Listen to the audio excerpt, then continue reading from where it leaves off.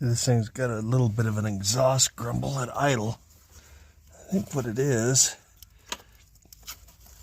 this little dude here, that thing's burnt out. Nice hole in it. Somebody's tried to tape it years ago, I think. See if we can fix it. Cut that piece off and then just pound it flat with a hammer. I'll do both of them. There's a washer in here, but I don't think it's actually.